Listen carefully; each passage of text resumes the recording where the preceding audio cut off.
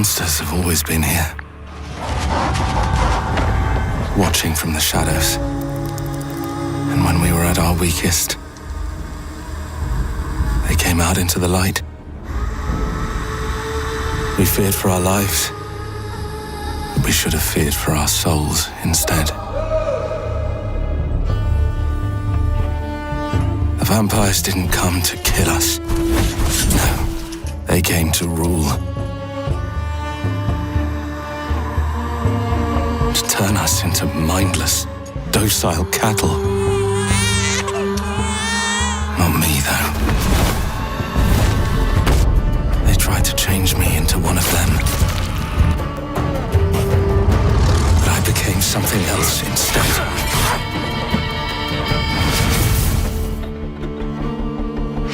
Their worst nightmare.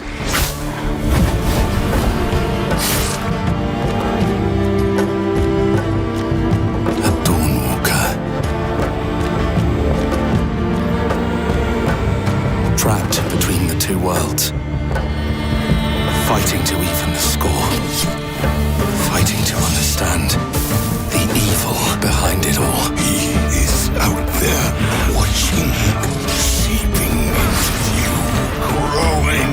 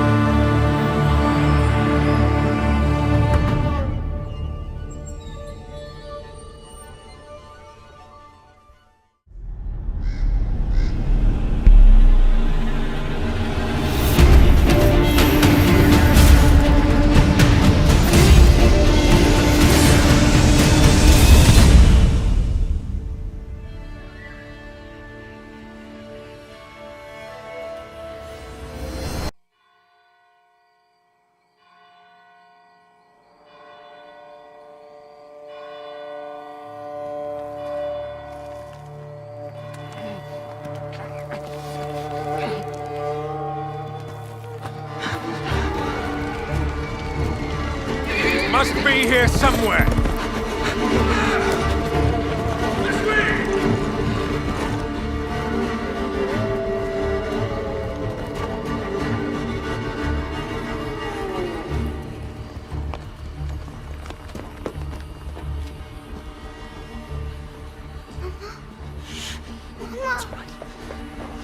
It's all right. Lunka! Don't hurt her! You gave us quite the chase, young man. Please, sir. She's just a child! Roderick, remind me, did I make an exception for children? No, sire. No. That would have been foolish, would it not? They spread the plague just as well as adults. And there's only one way to stamp out this sickness. No!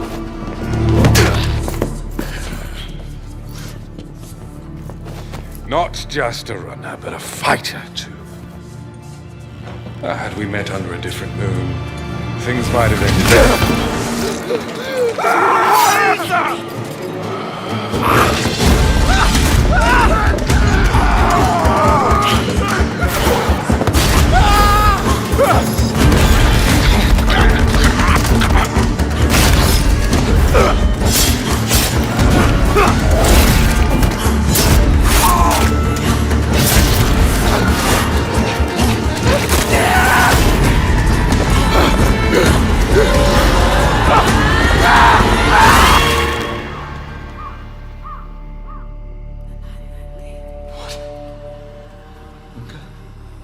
Lunka!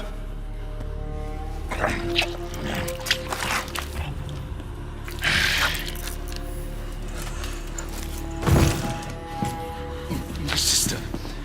She needs help. Fast. Please, let us pass through. I beg of you. Please. Please.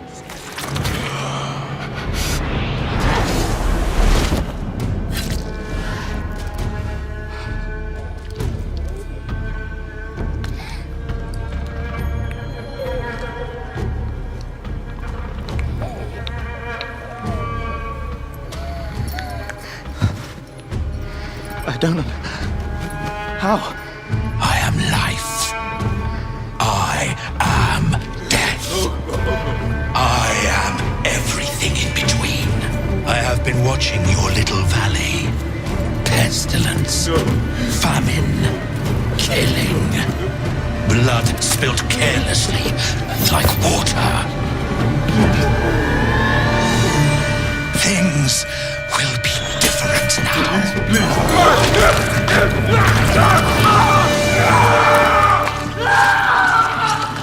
For all of you.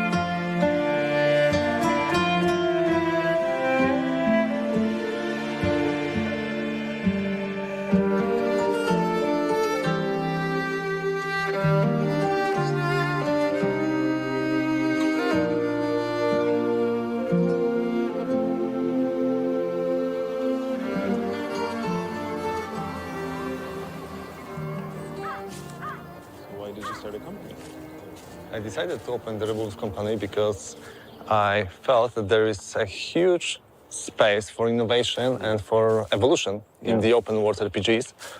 And to achieve that, you need to have independence and artistic freedom. And sometimes you need to make hard and risky decisions. And the best way to do that is to open your own company and make your own choices. Do you remember the second Fallout from '98? Oh yeah, it's one of my favorite games ever, and I was so excited when you used that as a point of reference because for some time now I've been aching to return to the promise and the value of old school computer RPGs, and to combine it with modern graphics, with bleeding edge tech, with a dynamic, fast-paced combat, merge these two together and see what comes out. Exactly. And of course, we will not do the post-apocalyptic game.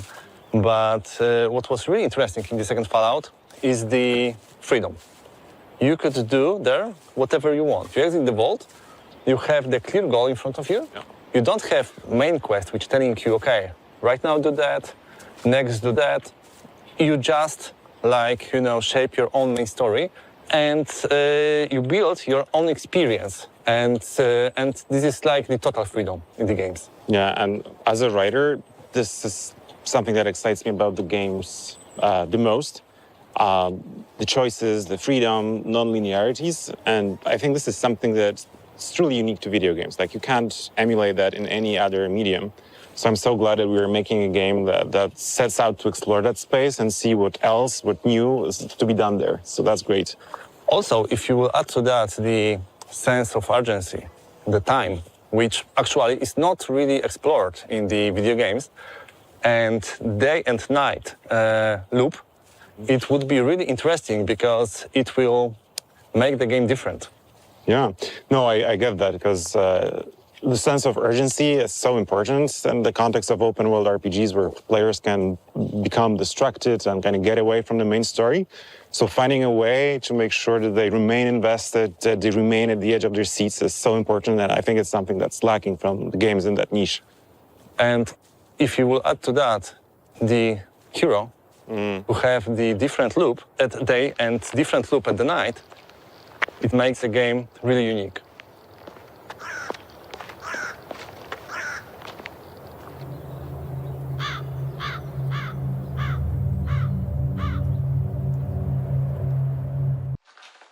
So the game takes place 2 years after the events shown in the intro, and this is just the beginning of a greater saga we were planning.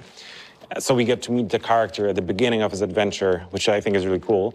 And Cohen in general is so much fun to write and flesh out because he's not your typical game protagonist. He's not a grizzled veteran who's seen it all, who is cynical about the world, who comments the world with like one-liners. He's a young guy who, at heart, is emotional. He can get vulnerable. He's honest about how he feels. What I love in Cohen is that he'll be never a superhero. He'll be never overpowered. At the day, as a human, he can fight with a sword. He can use and discover dark magic, but he can be killed by anyone. At the night, he encountered a lot more difficult enemies. He can use some vampiric abilities, not only in combat, but also he can use it to explore the world and to see the world in a totally different way. Yeah, and he'll need all these cool superpowers because he's facing formidable enemies.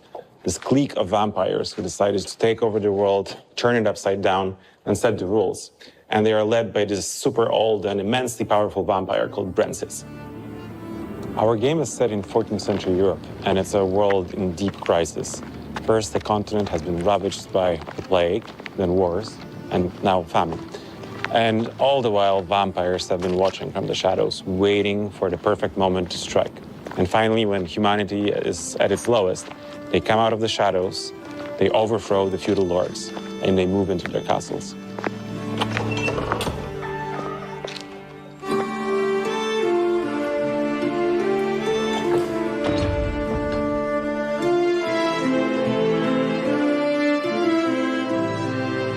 Vampires ruling the world is not necessarily the bad thing.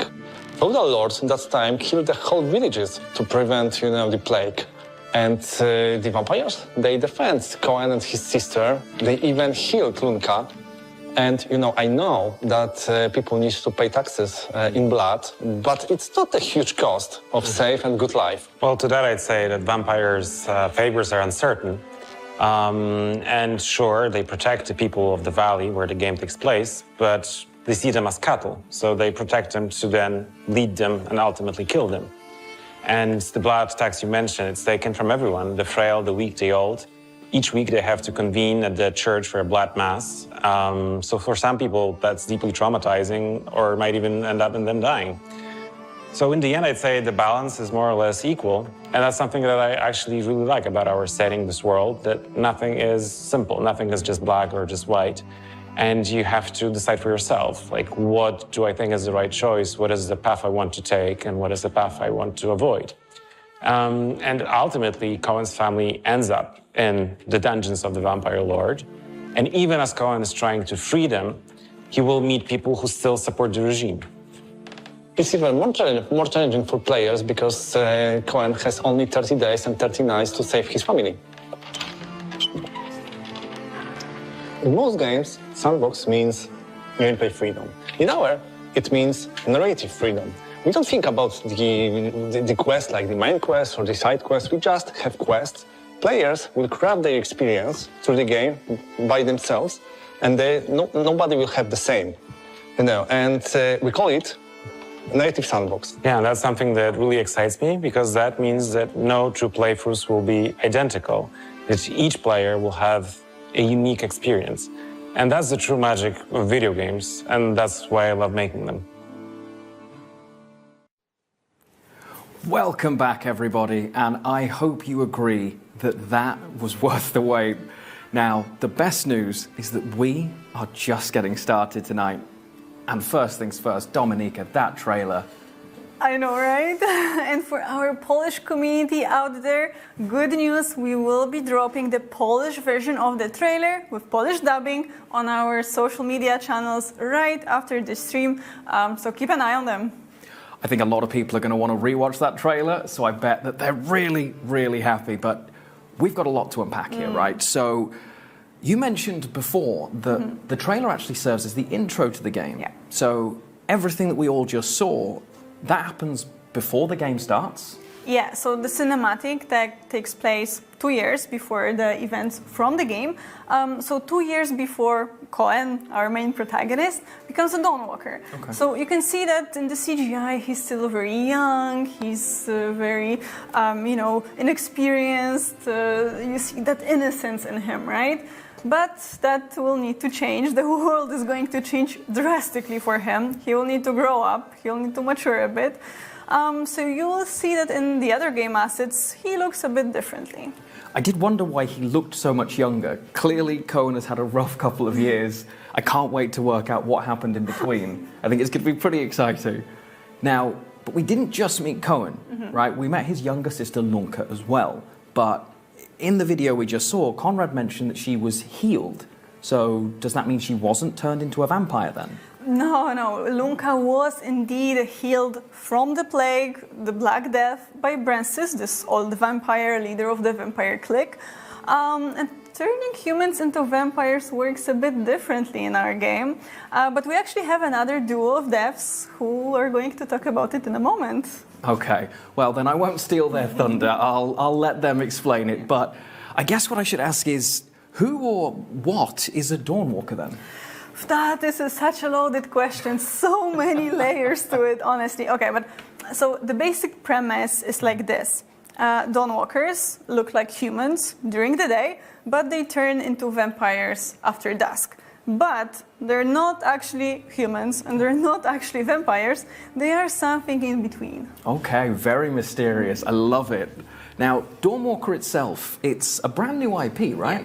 Yeah, it is completely original, and I think this is what actually makes this project really special for us, because it's a handcrafted universe, of course, rooted in real history, inspired by some myths and legends, but essentially built by our team from the ground up. From a gamer perspective, again, knowing that you guys have full control, that you've got a vision for how this is going to be and that you can actually implement that, it's just so exciting. It's so exciting for us as well. Yeah, you know? I can imagine. Yeah. Now, I could talk about this all day, but we should move on and talk about the art of Dawnwalker, the world and its inhabitants, which includes vampires.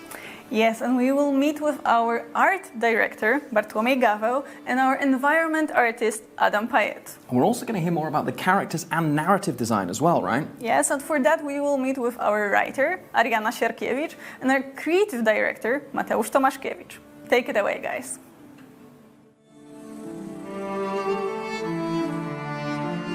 Man, look at this place. That would be perfect for the writing team. Not just for them. I love storytelling myself.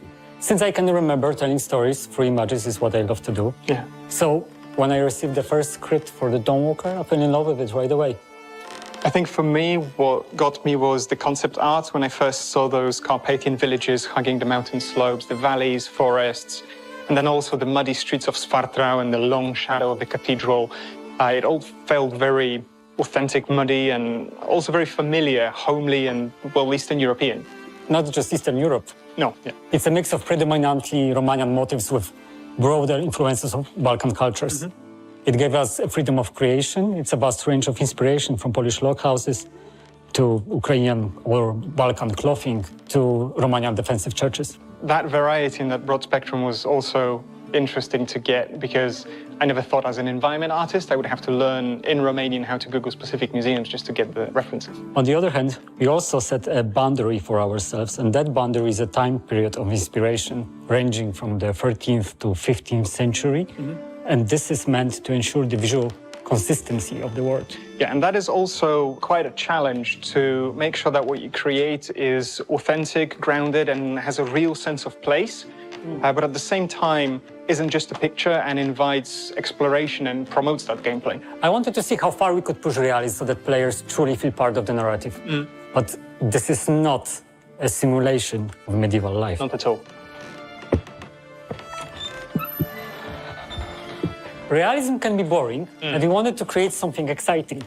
And that's where the magic comes in. Yes, the magic. Our magic isn't filled with fireballs or flashy lights.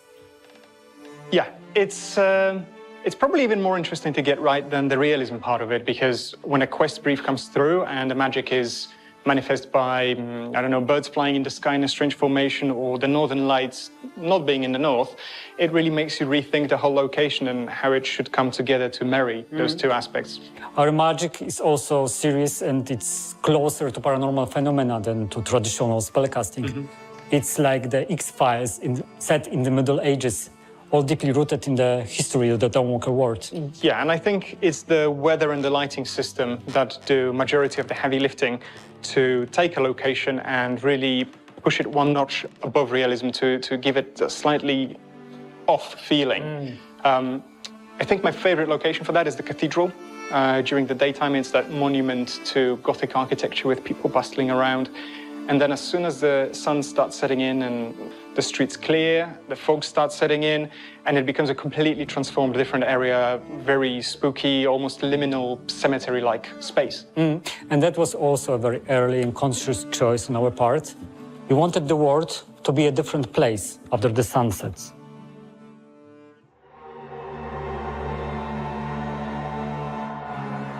Right, so hold on. Environment art is something I understand, right? I do it every day, I understand the creative process behind it, but I've never touched anything to do with character art, which is your speciality. So would you mind walking me through what was your creative process in coming up with that whole thing? Sure. So we approach the work on vampires very seriously. It's a whole new universe. What's even better is that it's a mix of familiar elements with a fresh twist. We all know that vampires are well-defined in pop culture and have been around for a long time, so we wanted to create something fresh. So what primarily sets them apart is their teeth. Our vampire teeth keep growing throughout their lives. The older the vampire, the more teeth they have. So instead of two sharp teeth, they have a series of needle-like fangs, densely growing from their jaws, often emerging from different parts of their skull as they age. The teeth keep growing because the vampire can use them to create another vampire. And the mechanism is very simple. The vampire pulls out his fang and drives it into the heart of its victim. Lovely. So what's interesting is that our vampire's teeth aren't visible at first. They can extend as the mouth opens, and it looks really creepy. Yeah, I still remember the first time that the animations came through from the character art team, showing the mouth opening and the teeth growing, and it was absolutely disgusting. I loved every bit of it.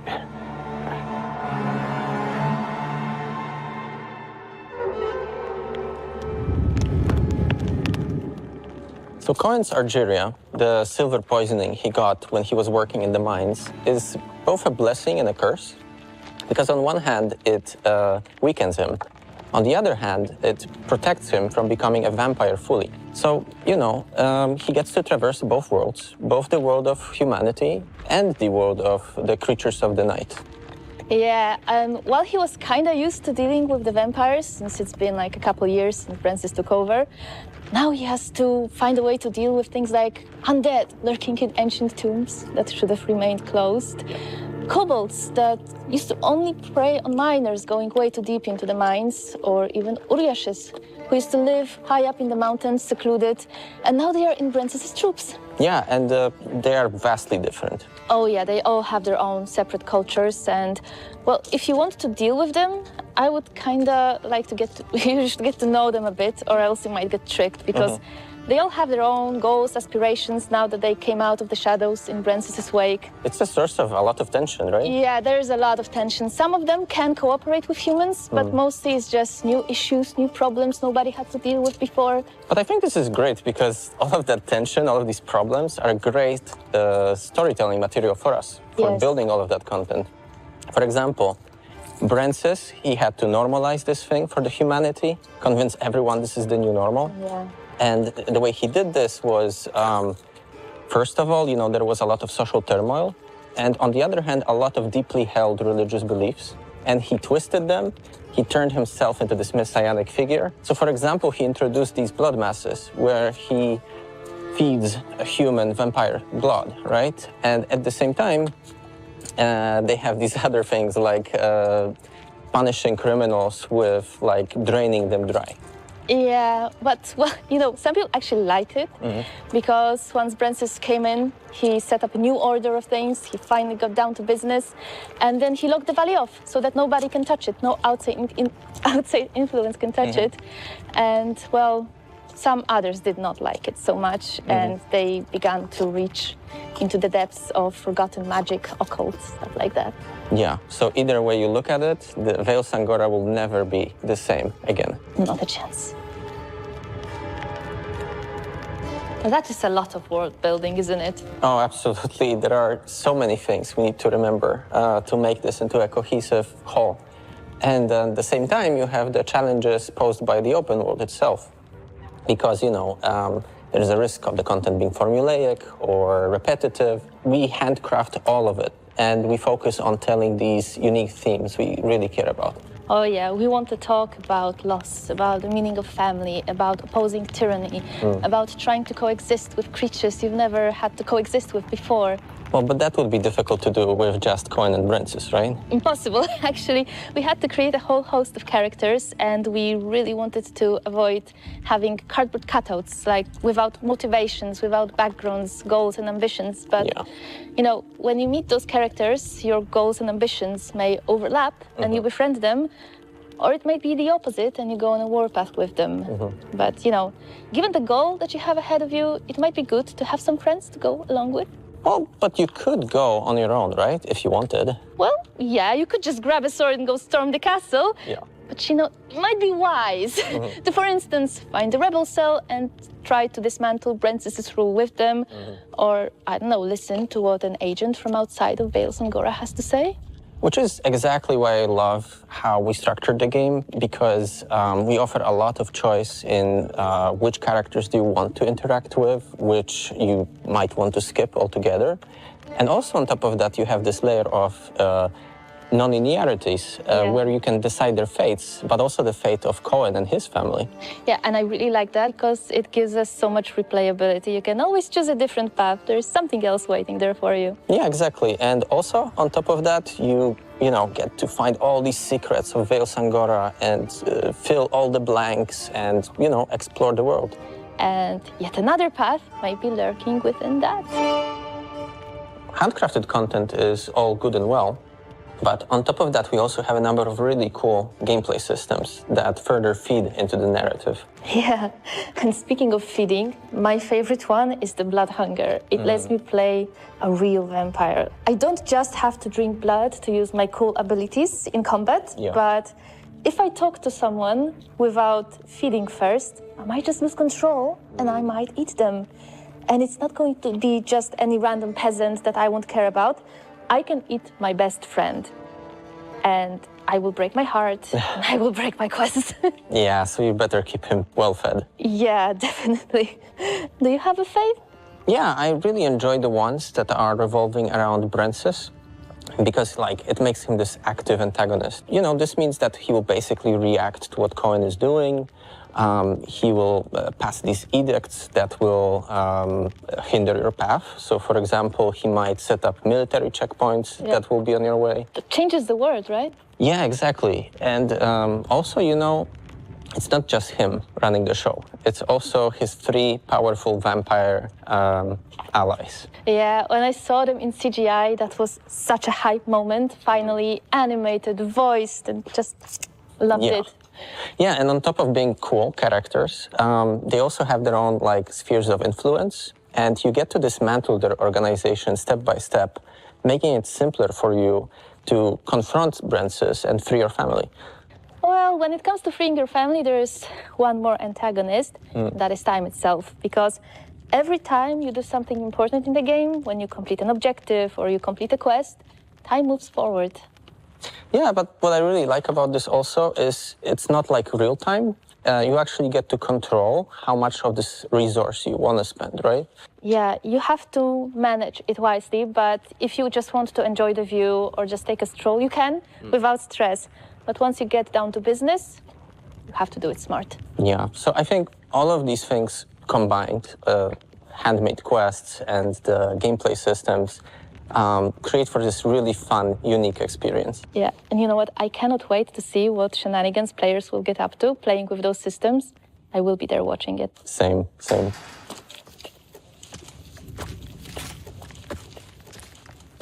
As you can imagine, last 2 years were really intense for us. I want to thank the whole Rebels pack. You are the best, and it's a privilege to work with you. The Blood of Dawnwalker is a very special game for us, because it's first truly ours. What you have seen so far is only the beginning. In upcoming months, we will share more with you. But for now, I have one more surprise for you.